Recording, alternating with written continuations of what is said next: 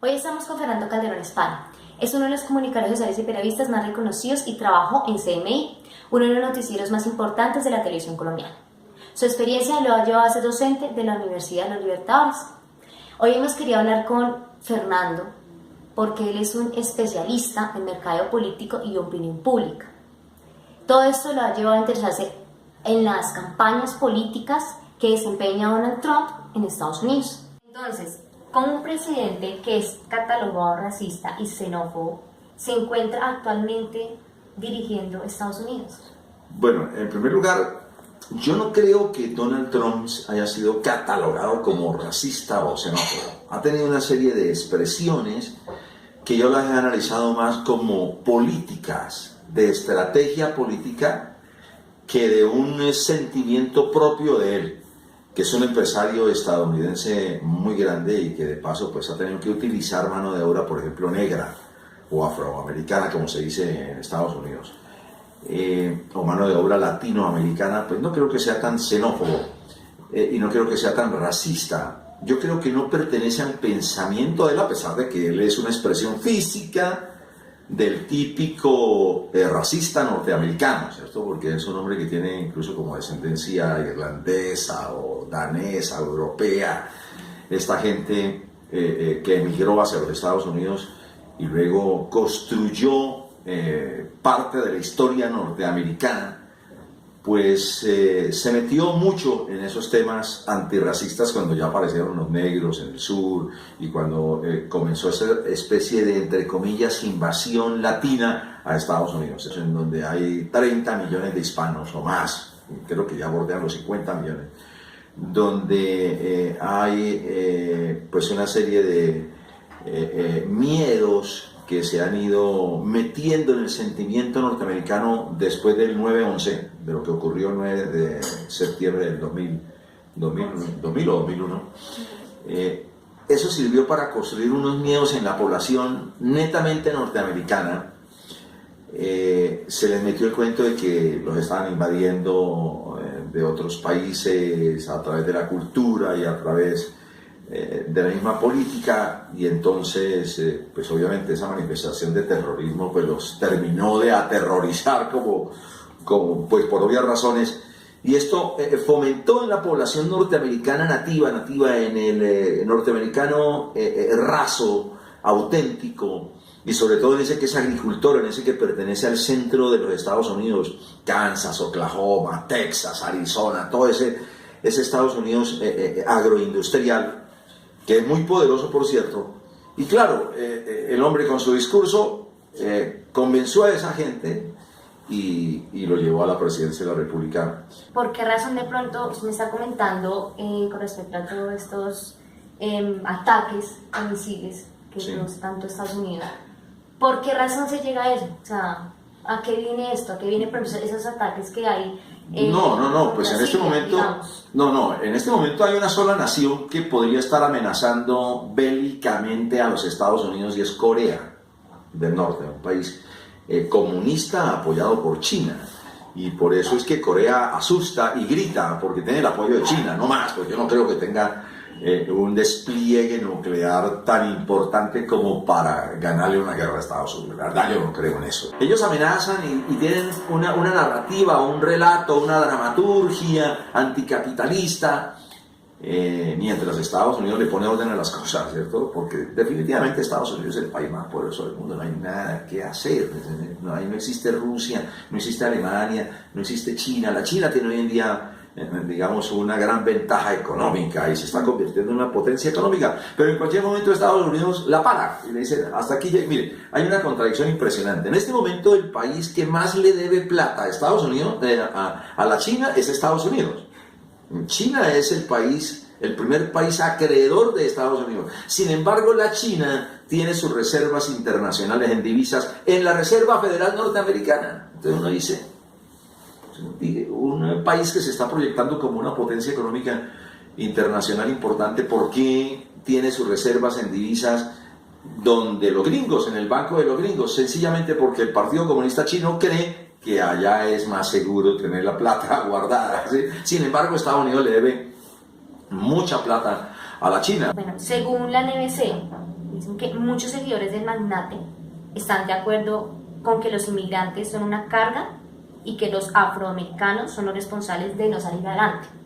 ¿Por qué razón se da esto en un país tan poderoso? Ellos no deberían soslayar o despreciar la presencia de los negros. Primero que todo, los negros ya hicieron historia en Norteamérica y tienen arraigo, venían de África como esclavos y hoy en día son una comunidad muy importante. Hay millones de negros en los estados, por ejemplo en Texas, en Arizona, en Mississippi, en Luisiana, en Missouri. Todos estos son estados negros, donde no hay sino negros. La sola capital de Estados Unidos, Washington, es la única, es la ciudad de Estados Unidos y del mundo donde más negros hay. Uno en Washington no es sino negros, ¿sí? Y es la capital de Estados Unidos, supuestamente donde está el poder central norteamericano. Entonces esto es repito, es una estrategia política para seguir afianzando, digamos, el poder del Partido Republicano. Aquí se me está olvidando, es muy importante entender que Donald Trump es republicano. Y el republicano en Estados Unidos es así, es racista, digamos, egoísta en cuestiones de amor hacia su país, es muy conservador. Ese es el republicanismo norteamericano. Hay gringos que no tienen ningún tipo de cultura, el gringo es agricultor, ese gringo a quien le dirigió el discurso Trump, que es una mayoría grande, ese gringo no sabe de qué a Colombia. Ahora apenas saben que México es el país que limita al otro lado, pero esto uno habla de Colombia con ellos y creen que es Bolivia, o creen que es Argentina, o creen que es Japón. No, nada. Entonces, pues a ellos les cala cualquier discurso conservador. Somos la potencia, hay que regresar a ser potencia y la estamos perdiendo y nos van a acabar. Y los hispanos han contribuido muchísimo Estados Unidos se construyó también con mano de obra hispana, latina, ¿sí? Entonces, eso pertenece a un discurso, a una estrategia simplemente para lograr una consolidación en el poder por parte del Partido Republicano. ¿Qué le espera ahorita a América Latina tras ese triunfo que tuvo Donald Trump? No, nada, excepto que Donald Trump tenga intereses económicos en América Latina, que debe tenerlos, claro. Desde el punto de vista económico, obviamente, Estados Unidos mira a Latinoamérica como un mercado importante y somos un mercado importante para ellos, indiscutiblemente. Pero de pronto lo soslaye o lo mire de reojo en otros asuntos, ¿no? En los asuntos, por ejemplo, de ayuda humanitaria, por ahí se habló que incluso el Plan Colombia debía ser recortado o algo así. Y en otros asuntos de solidaridad, de colaboración norteamericana hacia Latinoamérica, no. Pero desde el punto de vista de mercado y económicamente sí debe estarlo mirando, claro. Aquí somos muchos. Por supuesto. Estamos hablando acá de Colombia como tal, ¿cierto? Entonces yo me pregunto, o sea, ¿cómo ha influido la presidencia de Donald Trump en Venezuela? Ya que ahorita han tenido tantos problemas. No, para mí no ha influido en nada. Al contrario, Donald Trump ve a Venezuela como un país enemigo ya. Así de fácil. Y Maduro lo pregona en sus discursos. Maduro va en contra del imperialismo norteamericano como ha sido la dialéctica a través de los tiempos de la izquierda o del socialismo o del comunismo. Siempre Estados Unidos es calificado por esa parte del pensamiento universal como el imperio, el imperialismo. Entonces, Maduro le ha dado duro, pero Estados Unidos está en una pelea. Incluso yo creo que en parte los precios del petróleo que han sido manipulados por Estados Unidos, ¿cierto? Pues se debe en parte a eso, a que había que presionar económicamente a Venezuela. Ok. Ya cambiando un poco de tema, hablando de medios, ¿cómo usted ve los medios de comunicación de Estados Unidos a diferencia de acá en Colombia? No, la diferencia es inmensa, pero inmensa. Es decir, casi que no se pueden comparar, ¿cierto? A ver, hablando un poco, primero de los medios norteamericanos responden a esquemas de comunicación, como los de Colombia responden también a esquemas que nos metieron los gringos, ¿sí? Pero aquí, pues los medios son, en primer lugar, son de la empresa privada, de los grandes grupos económicos. Entonces, ¿qué puede esperar de los medios? los medios, sinceramente, los periodistas no pueden ser independientes, así de fácil. Así pregonen en la radio la independencia, es mentira. Mentira, porque Caracol es de un grupo económico, RCN es de otro grupo económico, El Tiempo es de otro grupo económico, eso es una mentira. Pero la mayoría lo hacemos o lo hacen mal, ya no estoy en los medios.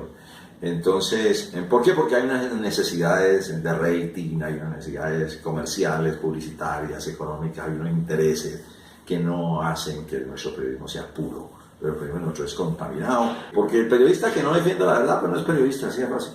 O sea, se estaría afirmando que en Estados Unidos los medios de comunicación... No, en Estados Unidos hay un poco más de independencia, pero también existen los mismos intereses económicos. Por eso le digo que somos muy parecidos.